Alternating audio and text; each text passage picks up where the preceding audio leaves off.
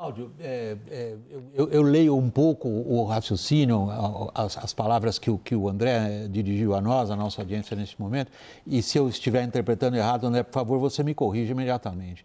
Como devemos procurar na esfera política o entendimento do que aconteceu no espaço dessa semana, e não exatamente na esfera do direito, onde ele aponta, na opinião dele, uma série de inconsistências. É assim que você vê também? Olha, eu acho que sim. Eu acho que, na realidade, essa mudança de posição do STF, veja, eu nem estou dizendo com relação a cautelar, né, dela ir para a prisão domiciliar, mas eu estou me referindo ao próprio ministro Alexandre de Moraes, nessa fala que foi reproduzida aí, já admitir que é passível de discussão a questão da dosimetria. Né, porque até agora esse assunto sequer aparecia na fala dos ministros. Né? Acho que há, de fato, né, para esses, eu vou chamá-los assim, esses bagrinhos que participaram daquele ato ali, que é um ato golpista. As pessoas não estavam passeando na frente de quartéis, elas estavam insuflando as Forças Armadas a agir contra o Estado Democrático de Direito, dar um golpe de Estado. Né? Não estavam na frente da igreja, não estavam na frente das escolas, não, elas estavam na frente de quartéis.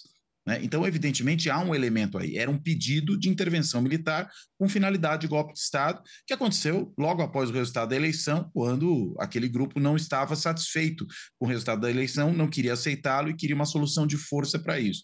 Então, ao mesmo tempo que a gente está falando de uma raia miúda do golpismo, também a gente não pode deixar de tratar do fato de que são golpistas.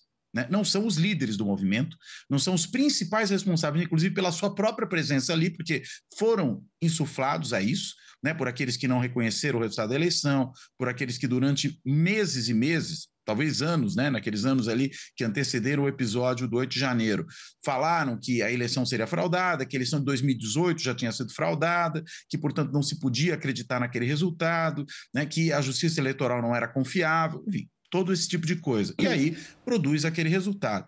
Mas é claro que existe ali, para alguns casos, uma possibilidade de você ver exatamente o que aconteceu. Aquele sujeito, por exemplo, que foi filmado jogando aquele relógio histórico, que foi Dom João VI, no chão e o destruindo, é claro que esse sujeito, de fato, está danificando o patrimônio histórico. Né? Concordo que a pichação do batom não é isso, mas a pichadora não é só a pichadora. Acho que nisso o ministro Alexandre de Moraes tem toda a razão. Ela era uma das participantes dessa tentativa de instigar as Forças Armadas a participarem de um golpe de Estado.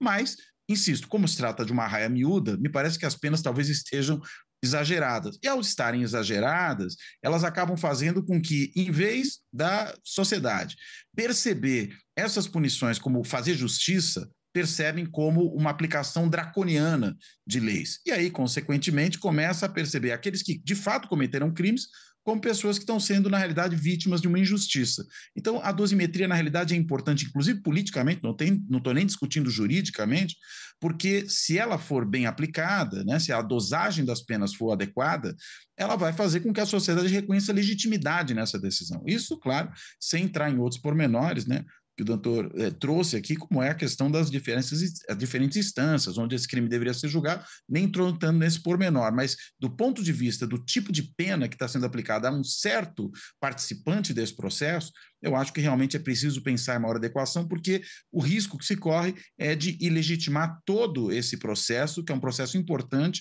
para deixar claro que o golpismo não é aceitável no Brasil e que quem tentar perpetrá-lo, de uma forma ou de outra, né, seja acampando na frente de quartel para pedir intervenção militar, seja arquitetando todo esse processo, vai ser punido para que esse tipo de coisa não se repita, dissuadindo outros de fazê-lo no futuro.